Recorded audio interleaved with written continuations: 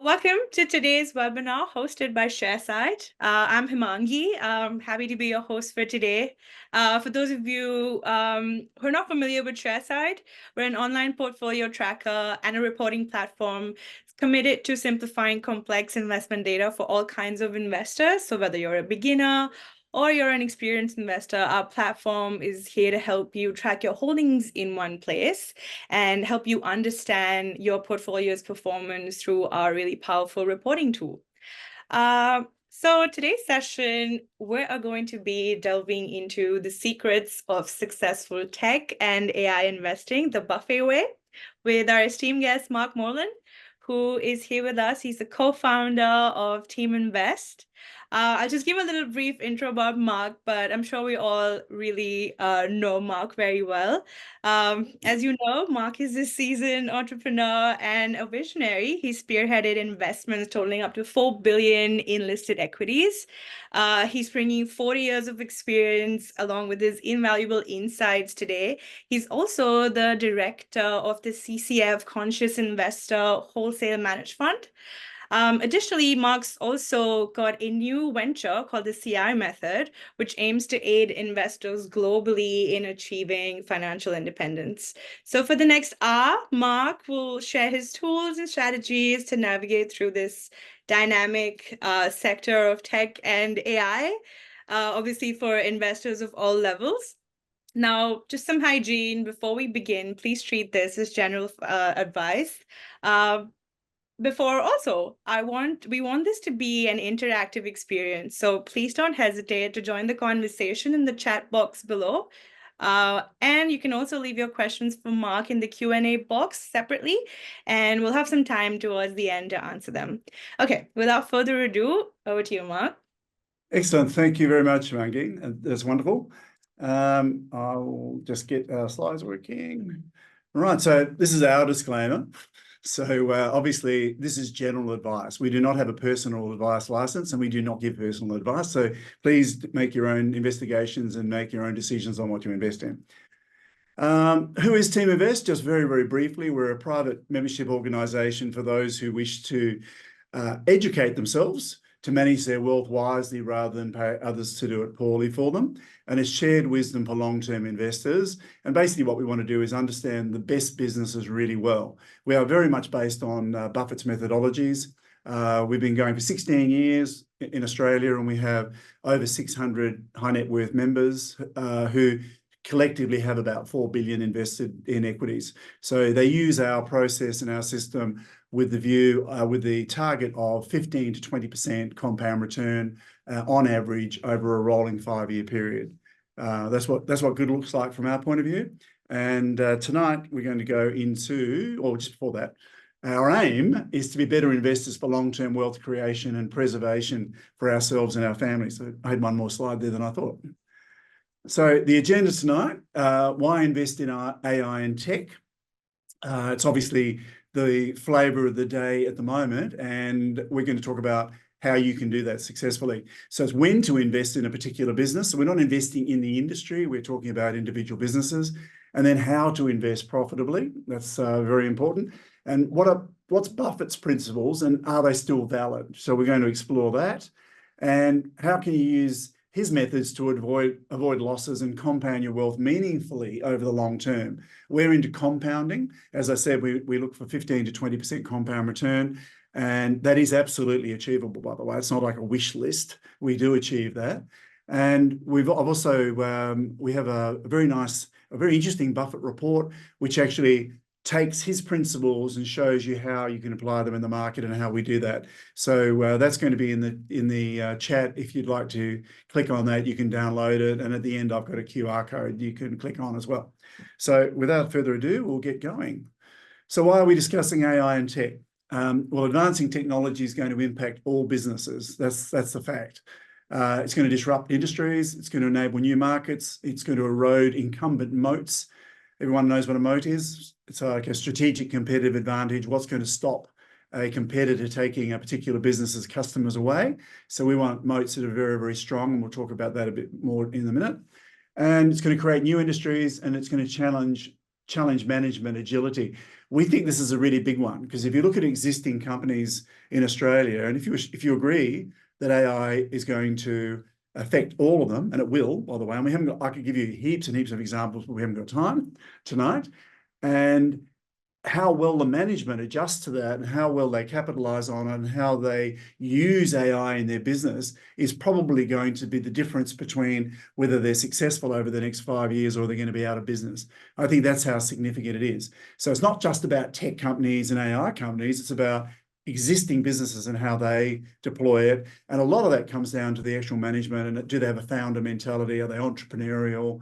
And do they recognize the risk and the opportunities? Because it goes both ways. In recent decades, we've experienced many technology-driven advances: the internet, mobile devices, autonomy, Internet of Things, cloud computing, battery and power technologies, gene therapies. We are living in an exponential age. I think it's the most exciting time in the history of the world to live. And I think as investors, I believe the next decade is going to be spectacular for us, and we can capitalize on it. The last decade has been fantastic for us, and for Teaminvest members, it certainly has anyway.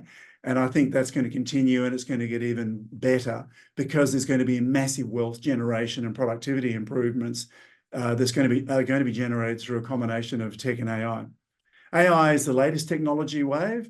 There was 57,900 odd AI companies registered last year alone, 57,000. Now, just like the internet, when the internet came in, there was an enormous number of companies that were created. And of course, we had the dot-com crash in 99 going into 2000, and basically 99% of them got wiped out. And the companies that are still standing from that are your Amazons and your Googles and your Apples and so on, the ones that are now the dominant players. So how do you go from investing in a whole new trend and a major revolution, if you like? How do you pick the companies? So I'm going to show you how you do that. Of course, nearly all these are going to fail, so we don't care about those. So if you look at the Magnificent Seven, which is plenty of press about them in the US, and it's totally justified because they have been driving the S&P 500 returns for years now. Tesla has gained more than 800% since the beginning of 2020. So in 3 years, it's a multiple 8 times your capital over 3 years. Microsoft, even after decades of very high growth, has delivered 11x, so it's 11 times return over the last 10 years. Meta Platforms, which went public in 2012, initially is Facebook, it has risen 841% since then, compared to 362% gain on the S&P 500. Apple has returned over 1,000% in the last 10 years alone, and that's nearly 5 times what the S&P 500 has done. So in other words, a share in Apple for the last 10 years, and it really didn't matter when you bought it, by the way. So anytime you bought it roughly 10 years ago, you've done 5 times more than you would have done if you had an investment in the index. NVIDIA, which is, of course, I'm a shareholder, by the way, and I'm a shareholder in Apple and Microsoft and Tesla, but not Meta Platforms. NVIDIA was added to the S&P 500 in 2001. And a fun fact, it's the company that replaced Enron. You remember Enron was probably one of the biggest scandals in corporate history as a fraud. Actually, NVIDIA replaced it in the index. Since then, it has delivered a staggering 12,950% total shareholder return. That's actually, if you put $10,000 into NVIDIA in 2001, you've got 1.29 million. That just puts it in context. It's the power of compounding. This is one of the key principles that Buffett has always pushed, is compounding, and why you need to not interfere with it. You want to get into it and keep it going, and I'm going to show you how you do that. So Warren Buffett, doesn't invest in technology, or does he? I mean, he's been quoted as saying, he doesn't understand it, and he likes old-fashioned businesses, and all sorts of comments like that. And a lot of people have thought he's been a has-been. Now, he's 94. Munger, unfortunately, died late last year at 99, which is a massive loss. He was a genius. I've been to 13 Berkshire Hathaway, that's their company's AGMs in Omaha.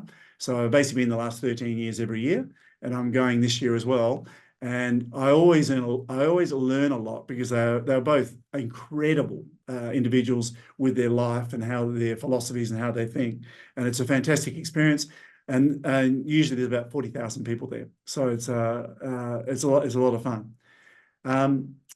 Oops. So what does Buffett look for? Now, you could have taken this 60 years ago. He was saying the same thing. Buffett has been a principle and a rules-based investor where he's kept doing the same things forever and hardly ever deviated at all. And he's always said he wants businesses with consistently high return on equity. Now, he says a minimum of 10%. It's also return on capital as well.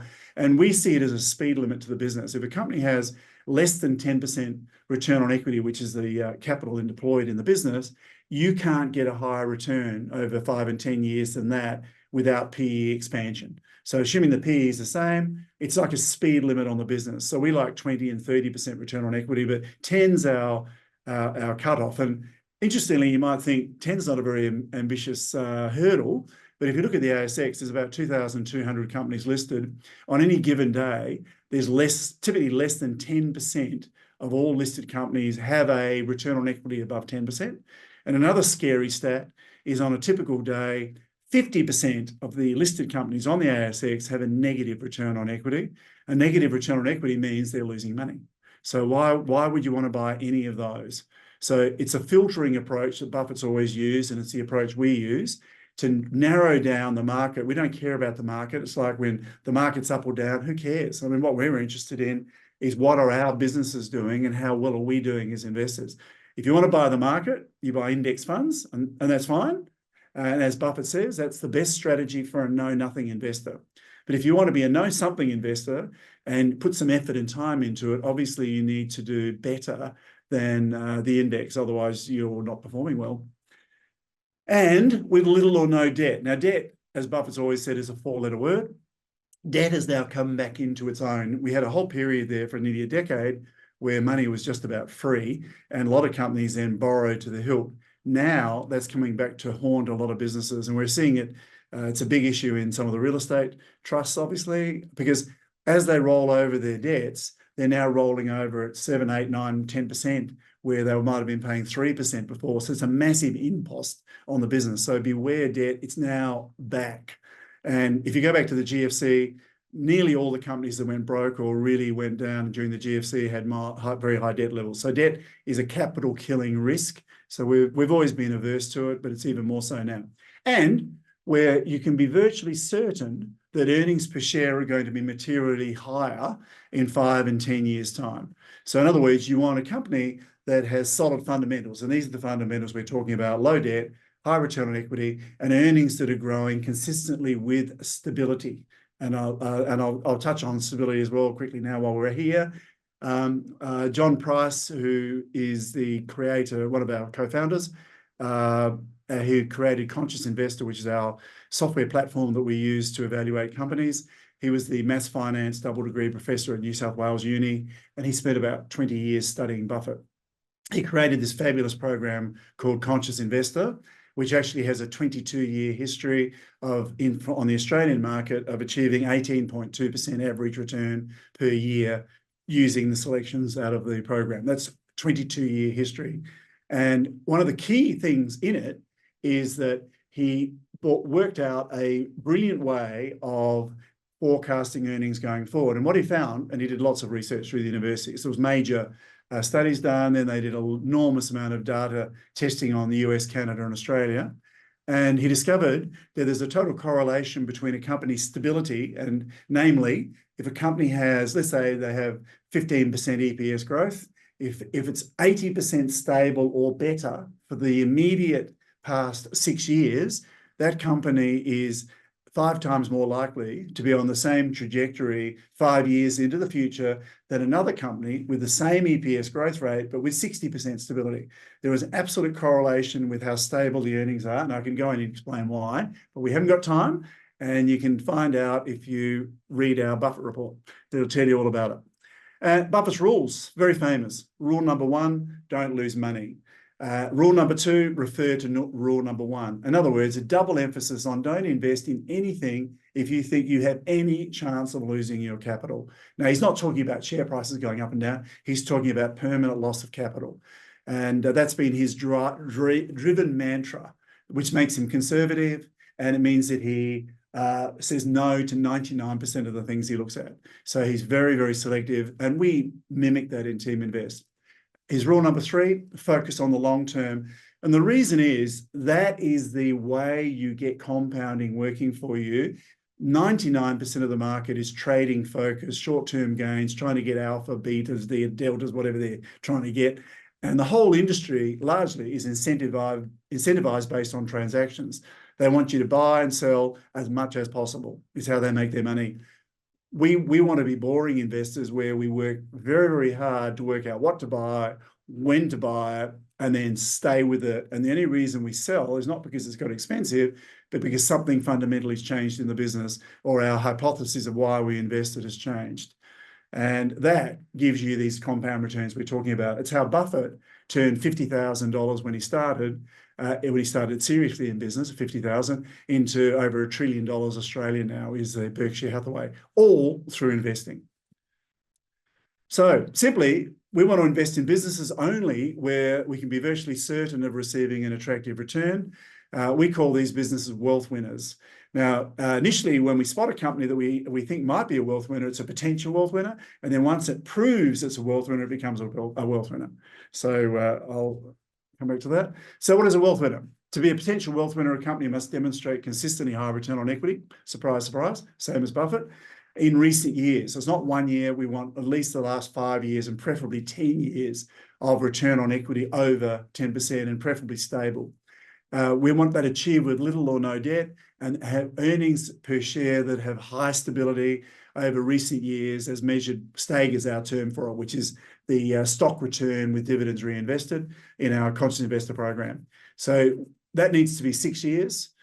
So we don't invest in startups. And if it's a new AI company, we can look at it with great interest. And then we watch what they do. And it's not until, or any company for that matter, until it proves it has a proper business, meets all our metrics, is making money. So basically, we're not going to invest until about year 6 if it's been super successful for the 6 years. Now, you lose the early gains, but not by any means do you lose the returns over a long period. I'm going to show you examples of that.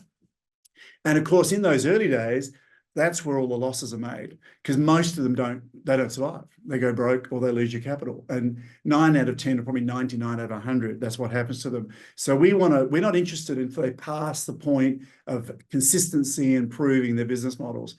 And we want strong moats. So the moats are critical. All the big tech companies and the Magnificent Seven all have very strong moats. They tend to dominate the sector they're in and they have all the customers. Very, very difficult to displace them once they're in that position, even if you come up with something a lot better. And I always think the good example of that's Apple. Apple's got, we're an Apple household. We've got 22 Apple devices in our house.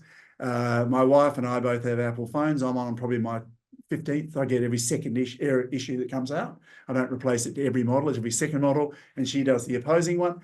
I don't give a rat's about Samsung. My son has Samsung phones and, was showing me his fold phone. And I don't care whether it's better. I'm never changing because I am totally locked in. It's a trapdoor mode. I am locked into the Apple ecosystem. Everything is connected and it all works. They can charge me basically whatever they like and I'll pay it. That's a moat.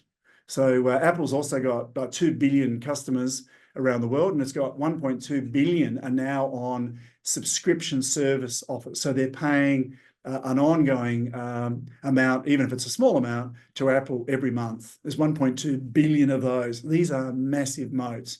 So, and that goes to sustainability of earnings going forward.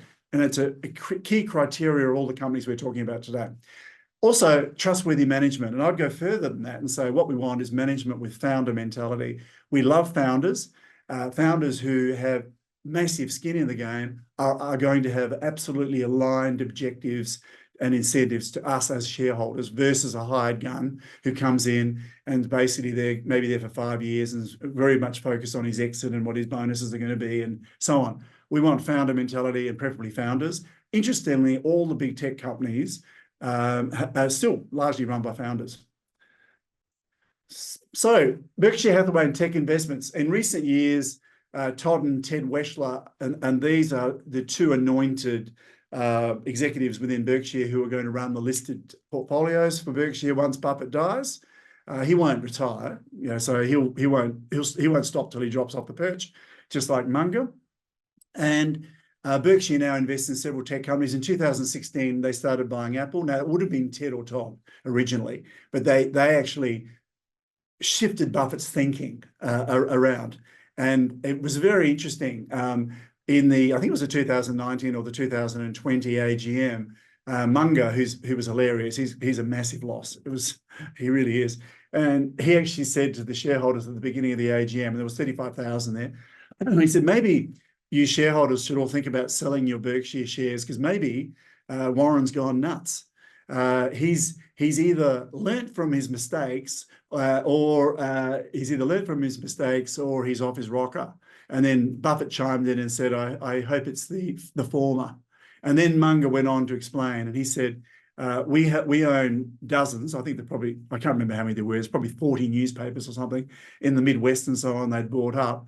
And he said, we sat there watching Google taking all our advertising revenue away from us. And the advertising revenue in newspapers was always called the rivers of gold. This is all over the world, by the way.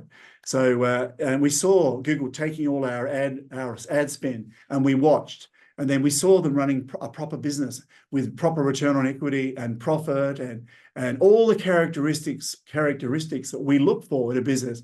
And we sat on our hands and we watched and we did nothing. And he said, look, all I can say is we apologize from the bottom of our hearts to the shareholders because we have literally cost you tens of billions of dollars by not adjusting our thinking and changing from this black and white position of saying we didn't invest in tech. So now they've changed, of course. Apple now, their shareholding in Apple is now valued at 168 billion US.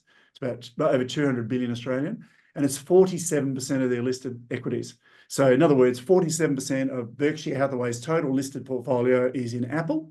And last year at the AGM, he said, Apple happens to be a better business than any we own. So out of anything they do, he said, Apple is the best business. That was at the AGM. In 2019, Amazon was first purchased. It's now about 1.5 billion. It's not massive, of course, but he said, I've been a fan and I've been an idiot for not buying. And he said that in May 19 in an interview on CNBC. So there's no egos with either of them, with Buffett, and he calls out any mistakes they make at the AGMs, and they never hide from anything. So they said, we guarantee you we'll make new mistakes every year, but we get really angry if we ever make the same mistake twice. Wouldn't that be nice if we could all do that as investors? Never make the same mistake. I mean, it's like Groundhog Day sometimes. I try hard for it not to be, but it still happens. Other Berkshire tech investments, Snowflake, which is data, cloud control and security software, HP, it's the old Hewlett-Packard, personal computing, printers and gaming, and then even New Holdings, which is a digital bank in Latin America. So they're starting to become more adventurous and start moving further and further out of the US. Now, this was a 1999 Fortune magazine interview. Buffett said, the key to investing is not assessing how much an industry is going to affect a society or how much it will grow. Now, this is obviously a big part of what AI discussions are all about now. How is AI going to affect society? And is the industry going to grow? Well, yes, the industry is going to grow.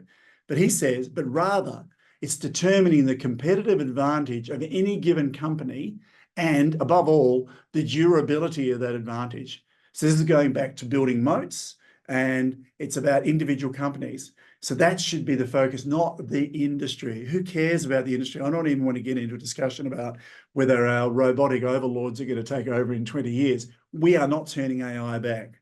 This is out of the bottle now, and it's mainstream, and a lot of it's open source as well. The products or services that have wide sustainable moats around them are the ones that deliver the rewards to investors. And it's true. Look at Coca-Cola. He's been invested in Coca-Cola for, I think, 35 years. And he said he's willing to take a bet from anyone now that Coca-Cola will be selling more bottles of drinks, whatever they are. Remember, they have water, they do all sorts of things now. It's not just Coke.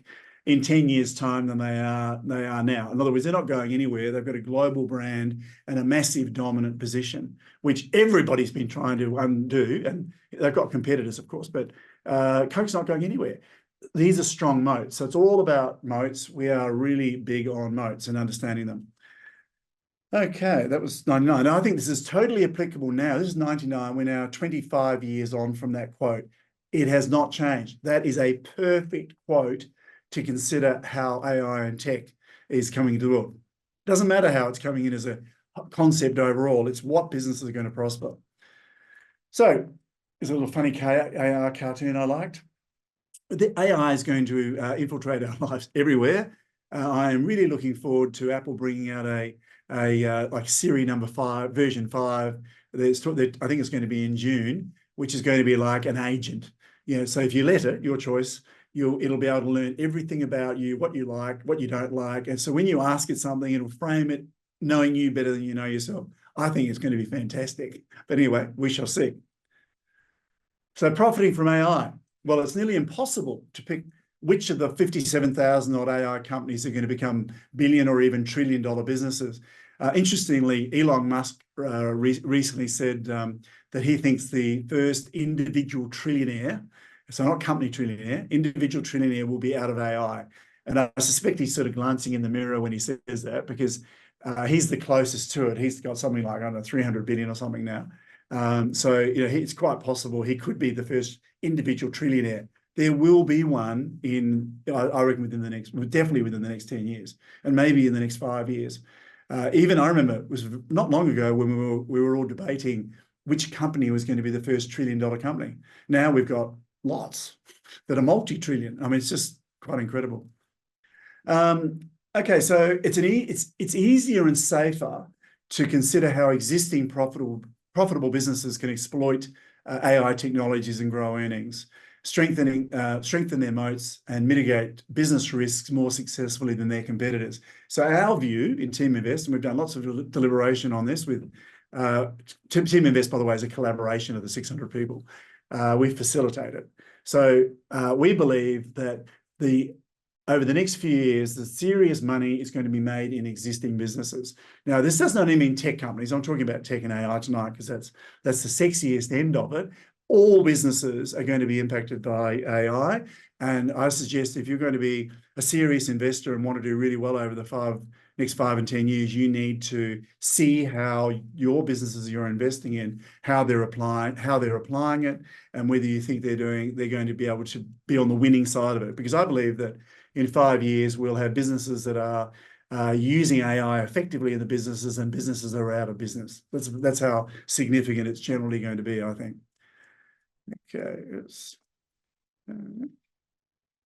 Okay, so when is it safer to invest? How can you pick winners? We'll start by being patient. Don't try and get in early. The speculative frenzy that we had in the 90s, the late 90s, burnt an enormous amount of wealth and people's livelihoods and retirement savings. It's going to be the same thing again. This is going to be a hypey market. And there's going to be, as I said, it's 50-odd thousand. There's probably another 50,000 since then, by the way, that have started. Once an exciting company has demonstrated it has a viable business model and has a consistent revenue growth for a start. So we're not talking about how many accounts you have. We're talking about making money. So the revenue is growing strongly. And once they've got about 5 years of that, you could consider investing a small amount if you want to. And then once it's generating rapidly growing profits and is running a proper business, and while clearly building a strong moat, so you need to be able to see what that is and see that it's a dominant moat. Quick example, we looked at realestate.com when it listed. I can't remember exactly how many years back it was, 18 or something. It was $2, I think, at listing. It clearly by year 5 was showing that they were going to be the dominant player in the industry. It was profitable, high return on equity, stable earnings, no debt, and it was $7. So it had gone from $2 to $7 over about 5 years. And at that point, we started looking at it. And unfortunately, most of our members didn't invest in it because of News Corp was the major shareholder and owned 61%. And they were worried that Rupert Murdoch might do something to disadvantage the minority shareholders. It never happened, by the way. And it's been a spectacular return ever since. But the point I'm making is You didn't have to buy at the beginning to make the big money. You made the big money by buying it once it was proven. This is exactly the same. So invest more, and then you can invest more in and average in over time is a really good strategy, rather than trying to time the market. I'm going to show you some examples on why I think trying to time the market is a total fool's errand, and you don't need to do it to get a 20% compound return. That's the good thing about it. You can be actually patient and conservative and not be heroic to get those returns. We're not trying to shoot the lights out. I don't want to lose my capital. I like the idea of compounding it at 4 to 6 times every decade. So if you get 20% average, that is 6 times. If you've got $1 million, you've got 6 million, you've got 6 million, you've got 36 million. It's an incredible thing, the power of compounding. So averaging in when the PE for the particular company is in its the bottom quartile of its range. All companies have a range, and it's just a matter of understanding that. So the Magnificent Seven. Have had long listed histories. Tesla is the most recently listed in 2010, and they have the scale to develop and exploit and acquire emerging generative AI technologies. For instance, NVIDIA, which makes the GPU chips and currently has an estimated 80% market share in AI processing in data centers, and software called CUDA, which makes the whole thing work, which is a big deal. It's not just the chips. For implementing and managing generative AI. I'm going to show you NVIDIA. It's an incredible success story, and I think it's early days. Microsoft, OpenAI, they have done a deal with OpenAI, so it's probably part of their business largely.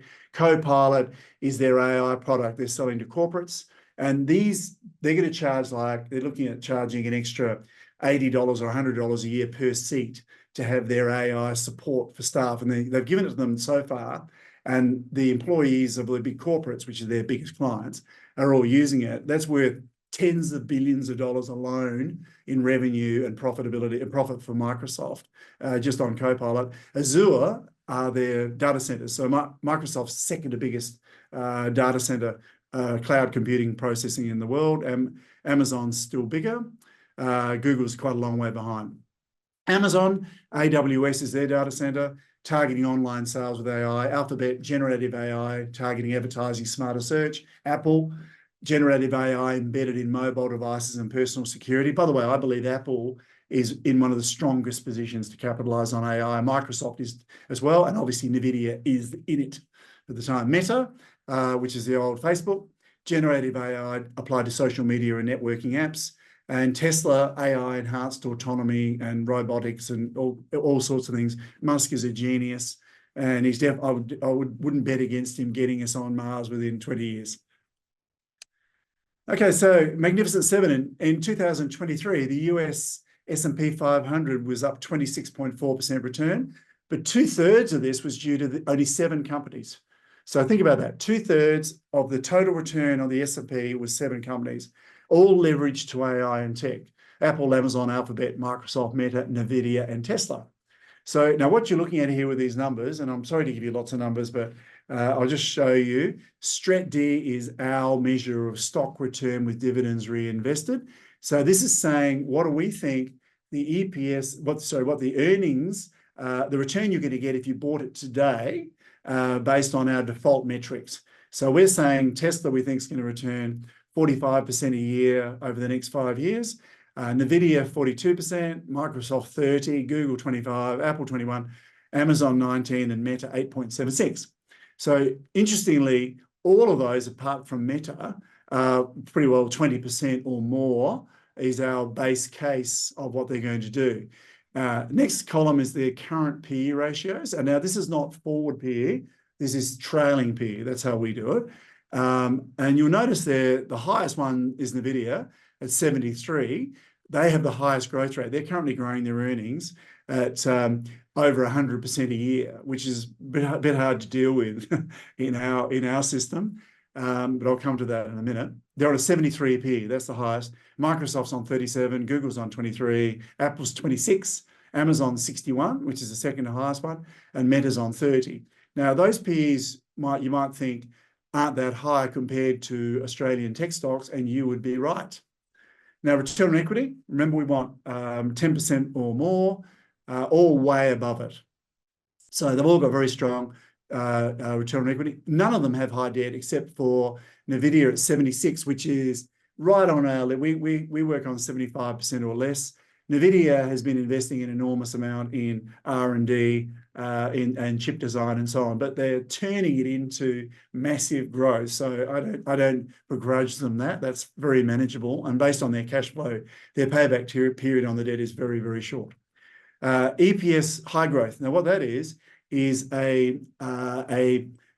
an algorithm we have over the last 6 years. So I was looking at the earnings for the last 6 years and working out how stable it is, what they are, and what it's likely to do going forward. So we're giving them, this is what conscious investors giving them. So Tesla's got 19, NVIDIA 43 as the highest, Microsoft 23, Google 14, Apple 32, Amazon 43, and 14% for Meta.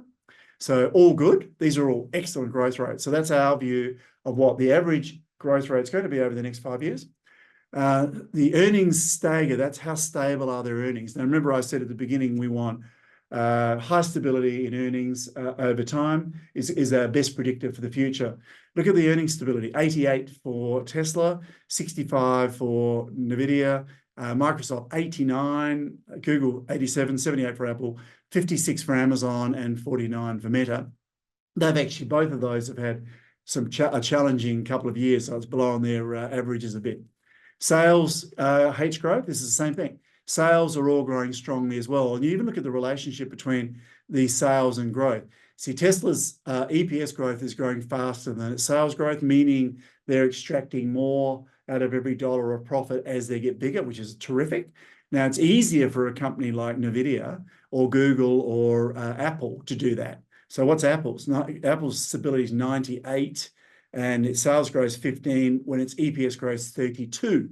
So in other words, it's growing its earnings at double the rate of sales. And the reason they can do that is Apple's a very capital light business. They don't make their own chips. They contract them to Taiwan Semiconductor and so on. And they have very high priced products. And I read once that Apple in the smartphone market, don't quote me, was something like had 8% in global smartphone market share, but they made 80% of the profits generated out of the whole industry. And the reason is there's a lot of smartphones that sell in Africa and everything for $50 and so on. So Apple, with their positioning and their loyal fan base and their customers, can extract much higher prices than any of their competitors and still keep growing at these fabulous growth rates. That shows you how strong their moat is. So yield, you'll notice there's virtually no dividends paid by the US companies, and there's a good reason for that. In the US, they don't have franking credits like we do, so you don't get a credit on company tax. So it's far more tax effective for investors, for the companies to use surplus cash to buy their shares back, reduce the number of shares outstanding, which increases the capital gain you make on the end when you sell your shares. That's discretionary. So sorry, the capital gains are like ours, where as long as you've had it for more than a year, it's 50% discount. So that's far more capital efficient for the US firms, which is why their dividend rates are so low. And the market caps, interestingly, the lowest is Meta at 1.2 trillion, and the highest is Apple at 3 trillion at that point. And they move around a bit as well. So Tesla's come off a bit lately, so they've been out of favor, but who cares? I'll show you why. So current large tech companies will be the early winners in AI, we believe, and I'm sure we're right. By the way, we have a very strong view on this. They have the customers, they have the network moats, so they have the biggest data sets to feed the AIs. You think about what Tesla's got. They've been running hundreds of thousands of cars running around filming everything. So if you look at visual data of the world and places and so on, nobody's got anything like Tesla has. So there's so many ways they can ultimately exploit that down the road. They have the financial strength to invest heavily. So there's literally hundreds of billions of dollars being invested into AI and technology at the moment. It's on you see it with the NVIDIA chip sales. They cannot supply, and they're making absolutely humongous profits because their technology is the best and everybody wants it. And there are clear paths for additional income streams and profit with these companies. I won't go into them now because we haven't got time, but they all have very, very clear ways that they're going to be able to leverage their AI investments to increase the business very, very quickly. So they're in capital spend at the moment, but over the next year and 2 years and 5 years, you'll see their earnings jump. I think their earnings will increase on what they've been. But even if they don't, and they just maintain the same trajectory that they have now, you're getting 20% plus returns.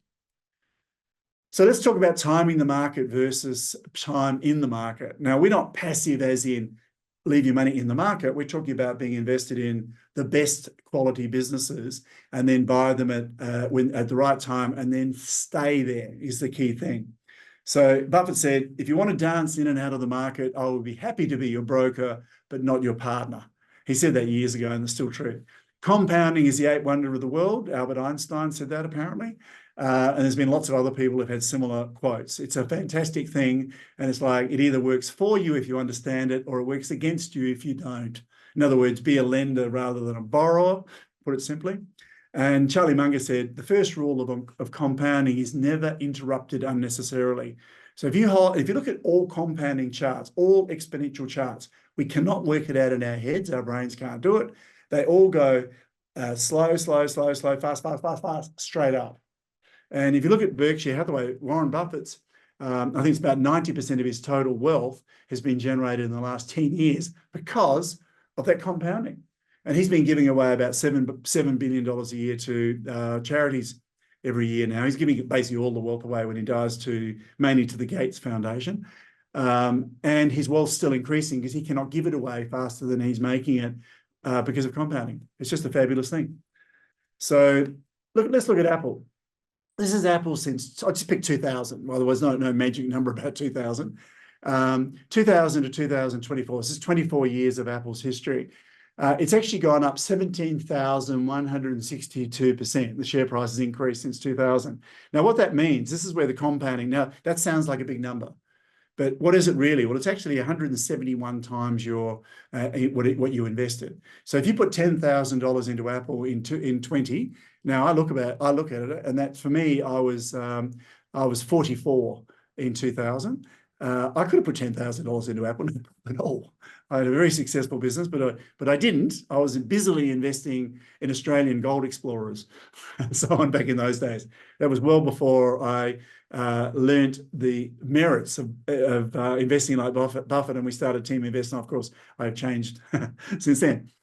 10,000 invested is now 17.16 million, just so you know.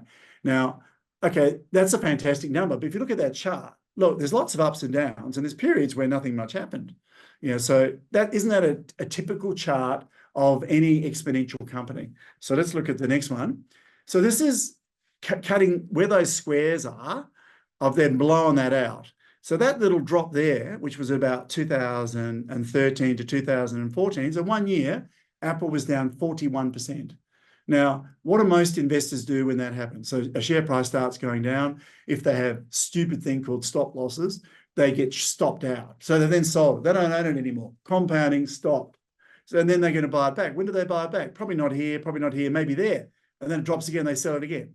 So maybe they make a bit of money, maybe they don't. You could have bought and sold Apple lots of times over the 24 years and not made any money if you acted like a trader and the way they do it. If you held through, you would have the $17 million for your 10,000. So look at these periods. That one there, short, sharp, drop in 2019, it dropped 33.9% in 2 months. Would that spook you? Now, it doesn't spook me because all that's happened is it became a fabulous buying opportunity because when these prices drop like that, the PE is going down. And it was interesting that we bought Apple here on this one. And at that point in Teaminvest, it passed our filters and we did a smart, we call it, which is when we do an in-depth analysis of a company. We ran it in Adelaide and the share price was $84 at the time. And there's been share splits since then. And it was on a PE of 9. So Apple, arguably the #1 brand in the world, was available at 9 times earnings, and it had at that time $300 billion in cash offshore, just sitting there in undeclared profit as well, and no debt. And you go, what's wrong with this story? My big mistake was I only bought a small amount. I've still got them, and they've done astronomically well, but the fool I was, if I'd only put in a significant amount of money, I would be enjoying these massive gains we're talking about. Anyway, so 33, 27% there. Look at that. Up, down, up, down. So if you do stop losses, you're screwed. They're an absolutely nuts idea, guaranteed to, in my view, for you to lose money. And it's like you're cashing in your losses rather than letting your profits run and keeping it going. So look at all that. Look at the volatility there, massive. But so that was up, down, up, down, up. But if you just stayed there, you've done brilliantly well. So let's look at the next one. This is the other side, the rises. This one is that one is 774% between 2009 and 2011. Okay, that's nearly 8 times in less than 8 years. And then next one, look at that, 2014 to 2018, 283%. Bit slow for Apple during that period. And then look at this one. 377% in 1, 2, 3 years between 99 to 2022. Then it dropped a bit, and then it's back up again to where it is now. So the point I'm making is if you do stupid things like stop losses, you virtually guarantee not to make these gains. So the argument with Apple has been anytime you bought it, you've done really, really well. And I believe that'll continue. I think Apple, as I said, is one of the best companies and has the most leverage to artificial intelligence. And I won't go into why, because it's a whole, that's an hour webinar on its own, but it is very, very exciting. Okay, so let's have a quick look at what about ASX listed tech companies. Now, this is interesting because some of our well-known ones, and we're shareholders in these, Pro Medicus has a strategy, that's a stock return with dividends reinvested forecast for the next 5 years, which is using our conscious investor program, is 34% per year. Its current PE is 146. WiseTech Global, 144. T&E, which is one of our favorite companies, 55. Altium, which is just being sold to private equity, was 82. Now, you notice there was no PEs like that on any of the US higher growth companies we talked about. And generally, their growth rates were higher than ours. So if you look at these, the EPS H growth is the forecast growth of earnings over the next 6 years. Pro Medicus is 36, 35 for WiseTech, 13 for Technology One, and then we've got these others like NextDC and Xero and so on, which lose money. So then they have nothing. So high earnings stability in these. So these are quality companies and we're invested in them. So they've been good. Technology One has been a brilliant investment for me. I invested it initially about 14 years ago. I think it was 14. It was 98 cents. It's now, I don't even know what it is because I don't follow it. I think $15 or something plus dividends. But the return, long-term total return is over 90% a year. Yeah, because of I bought it at 90 cents, now 12 plus all the dividends all the way through. So it's been spectacular, but it's on a 55 PE, which is too high for its EPS growth rate, which is very, very good at 13% and very, very stable. So, right. So many tech companies are on high PEs, anticipating strong future EPS growth, and some make little or no profit, including NextDC, which is a data center group. I don't know why people pay so much money for it. It's a $9 billion business and still loses money. When you can invest in quality businesses that are making really good money and you're not waiting. Xero is another one. It's now a $20 billion business and it's still losing money. It made a little profit for about, I don't know, a month or something. It's gone back. I don't think they want to make a profit. Because as soon as they start making profits, they'll have a PE ratio, and the PE ratio is going to look horrendous, and then it'll get revalued down. Because with no earnings, how could it be worth 20 billion? Even though it's grown really well, it's got high stability of sales. But look at the let's see. There's no EPS because they're not making a profit. Their sales per share are growing at 24%. So it's growing. Sales are growing, but they still can't make a profit. Now, that's fatal when you have a major market downturn or a really big recession. You get taken out when you're like that. So anyway, just saying. Okay, consider the PE differences between US and Australian companies. US Nvidia is on earnings per share of 43%. By the way, their earnings per share are growing at over 100% a year at the moment. This is our forecast based on their average over the last 6 years. So PE 73, total shareholder return 42% per year is what our models in Conscious Investor are predicting Nvidia will return over the next 5 years. Microsoft, 32% EPS growth, 37 PE, 30% return. Apple, 19% EPS growth, 26 PE currently. These are current. 21% total shareholder return. Amazon, 15% EPS growth, 61 PE, 19%. And Meta is 15%, and that's Facebook, and 30 PE at a 9% total shareholder return. Now, compare that to Australia. Just look at that. And then I've just picked some of our best ones. PME, Pro Medicus, is EPS growth, which is a fantastic company, by the way, is growing at 36% a year, and it has been accelerating. Global business, but it's on a PE of 146 times earnings, and has a total shareholder return of 34% a year if it maintains this PE. Look at the PE differences. It's double. They're double, at least double or triple. WiseTech Global, 35% EPS growth, but 144 PE. This is what we're paying in Australia compared to what you can pay in the US for the same earnings. We're paying double to 4 times the price for it. Now, there's a risk in that, because if there's a change in the business and the earnings drop for whatever reason, something happens, the PEs have a lot further to fall. Let's put it that way. T&E's 55, total shareholder return 34, 25, and 11. Zero, because there's no earnings, and NXT 0 as well. So right. So some conclusions. How are we going for time? Generative AI will automate much white-collar work, expertise in a machine, and it will affect virtually all businesses. It's easier to invest in profitable companies that can grow earnings and strengthen moats using AI than pick a few winning AI startups.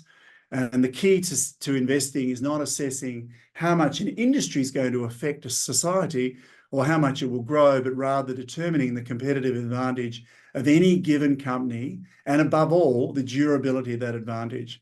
So if you haven't ever read any of Buffett's things, I really recommend you do, because he has been the most successful investor in history, and he's continuing to do it at his ripe old age of 94. I'm thinking I should know that. And what he's done is he's distilled the things that really make the difference on what happens, which we mercilessly have copied. So it's about the businesses. You've got to look at individual companies. Even the sectors doesn't matter, really. It's about the individual companies and what they're doing. So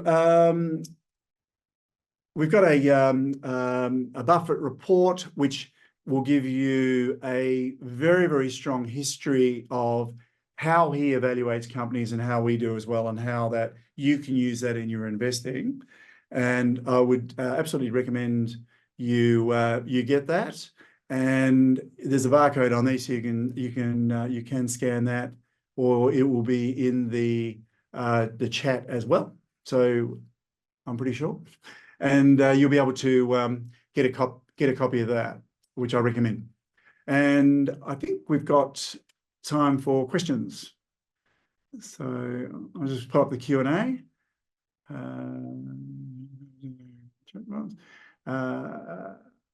Actually, a couple of my members asking questions here. Athena, after decades in booms, all crumbled. So why should I believe this? Well, so Buffett's built it'll be a $1 trillion business. It's actually probably in Australian dollars. It's Berkshire Hathaway is $1 trillion business now through investing over a period of what am I thinking? It's nearly 60 years. So that's why. So all booms and busts change, but the companies that are high quality will actually go through the booms and busts. But if you follow the rules, Athena, you won't have a problem. but you can make losses in the short term. What counts is the average over time.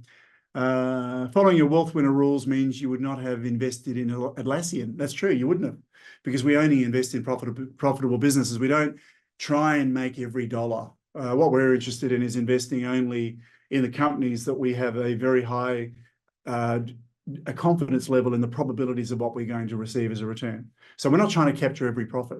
I would argue a lot of these, the prices of a lot of companies like Atlassian are not based on any, well, they're very difficult to put a value on it because they don't make any money. What are the key indicators that reflect a strong moat? Well, it's a big subject, Simon Hill asked. There's lots of different kinds of moats. There's a trapdoor moat. Give a quick example on a trapdoor moat. Technology One has a trapdoor moat where once you're in, you can't get out. In other words, your business has to adapt so much using the software because it integrates right through your business that you can't change. Now, Microsoft has as well. These are all businesses that have very strong trapdoor moats, very hard to get out once you're in. So that's one type of moat. Moats go to sustainability of earnings. So you can read up more about that if you look at our website. Athena, will a mining company, e.g. Whitehaven Coal, gain or lose from AI, and will AI matter to them? Good question. Mining companies, we tend not to invest in mining companies, and the reason is they are price takers. They can't control how much they're going to earn. Depends on what's happening with coal, for instance. I mean, I'm quite optimistic about Whitehaven Coal long term, but it's not as predictable as a company that is making widgets or has a very strong moat on their business. Mining companies are challenging. So we tend not to invest in them. So on that one, the market caps look out of order for the Magnificent Seven. Okay, maybe. I think compared to Australian companies, they're generally not. But also you've got to buy them at the right times. Like as I said, Apple got down to a PE of sub 10 once, only once. And you don't buy them when they're on high PEs. What I'm arguing is the businesses themselves will keep growing. You then need to work out how much you pay for them, and really even buying them generally in the bottom quartile of their PE range. Remember, PE is based on price over earnings. So we're talking earnings, not hope, is a pretty reliable way of doing it. But that's obviously what we do, is we work out what do we think the earnings are going to be going forward? How stable are they? How long can we predict into the future? Mining companies are difficult by definition because they're price takers. So mining is very difficult. We tend not to invest in mining companies generally. It isn't true for tech companies. The pioneers take the benefits and settlers carry the risk. Sometimes. And there's been plenty of crooks and charlatans in tech companies, or any company for that matter. It doesn't have to be a tech company. Go back to the railroads back in the old days. We have to trust the management. So a big part of what we do is looking at management, skin in the game, history, and get to know them, look at what they say, look at what they do, and work out whether we trust them. So we're not speculators. We are very, very deliberate value investors, and we follow Buffett's methodology because it's the best, and it's been long-term proven to deliver outstanding results, and it has for us. What's Mark's view on Snowflake? Is he reinvested as the share price falls? Sorry, I don't know. I haven't. I'm aware of Snowflake, and I don't know. I've never looked at it. Are you going to use AI to improve your share selection and timing? That is a very good question. We are using AI, and we're not using it to choose companies, but we're using it to analyze what management say, what they've done, how that compares with the realities and what they say later. There's a whole heap of ways you can use AI that can be very, very useful in analyzing a company. It's also very useful if you go back multiple years then to see what was said and so on. And we're not using it to pick the winners though. I don't think AI is there anywhere near there yet. I think our models are much stronger, but yes, we are. We're definitely using AI. Kerry said, how did NextDC and Xero get past your wealth winner rules? Xero has never got past our wealth winner rules. So Xero is a company that makes no money. And it's an interesting company. It's been growing incredibly well. And it's got a very high market cap, but it fits into one of those companies that doesn't even get close to passing our filters. NextDC doesn't either. So I don't know why you think they do, Kerry, but they definitely don't. Brett said, do these prices keep you out of investing new money into the company studied today? Love the work. Keep it up. It's greatly appreciated. Well, thank you, Brent, sorry. No, he doesn't keep us out of investing in the companies today at all. The way we do it, our whole process is to work out what the moats are. Do we trust the management? Is their business model sustainable? And what are the risks? How likely are they? How stable are the earnings? How likely are we to get what we think we're going to get, which is a combination of dividends and capital gains and the benefit of share buybacks, perhaps, particularly with the American companies. And then we work that back and then say, okay, well, how probabilistic is that? And what are the risks associated with it? And then we look at a margin of safety and then work out what's likely.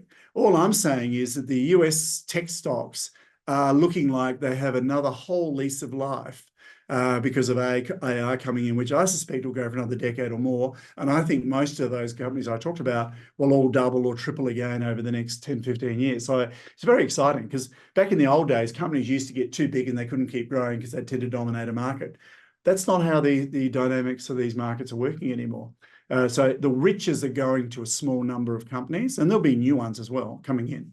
But I'm very not only invested in them, I'm very bullish on their ability to keep earning. But we watch them like a hawk and so on. Any tech and AI ETF? We don't do ETFs. We only invest in companies, Jose.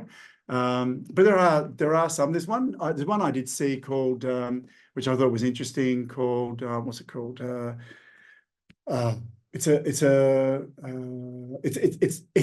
actually an index fund you can buy in Australia, which is just the major FANG stocks. I think is it FANG called FANGs? Sorry, I'll think of it. If I think of it, I'll tell you.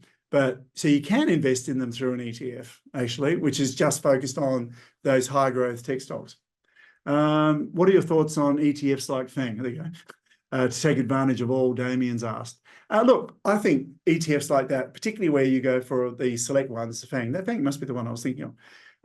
It's a good way to do it because you're actually going to get an average, if they have equal weighting in them, of the performance of that ETF.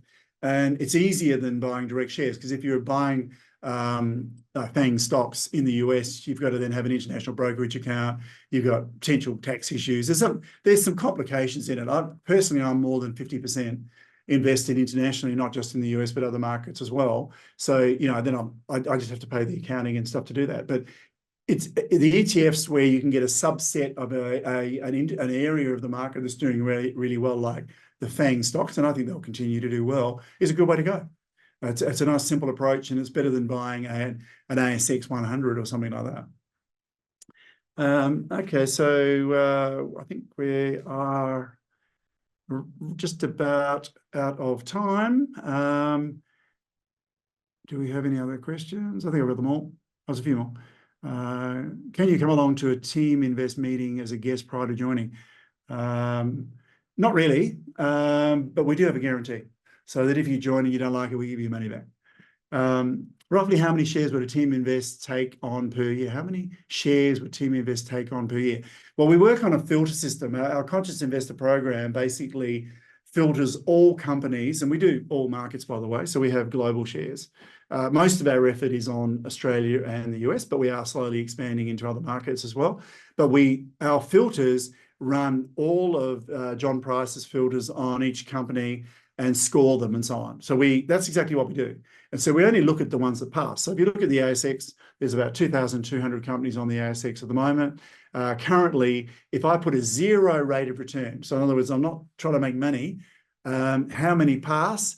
There's about 60 out of 2,200 that pass at 0 return. If I want a 10% return, there's a lot less. And if I want a 20% return, there's less again. There's a lot more in the US because it's a much more bigger liquid market than we have. But that's how we do it. So we're actually we focus on about 20 companies with the occasional one going out and the occasional one coming in. It's basically what we do because what we target is 20% compound return and or better, and it works really well. So I think that's pretty well all the questions. I think Okay. just making Thank you, sure. Emily. All right, thanks, Mark. I mean, this was extremely insightful. I hope that this last hour has been a good addition to just unpacking your investment journey, just a good addition to navigating this complex landscape of just tech and AI. I've just popped in, so in case you're not able to scan this barcode up on the screen, I've just popped in some helpful links in the chat. So there's a link again for the buffet report, along with an email address to send in your questions if you have any. Again, a copy of this webinar will be sent to you after probably tomorrow or maybe in a few days, and it will also be live on our YouTube channel. And actually, just as well, I'd like to add, and I meant to say it at the beginning, I forgot.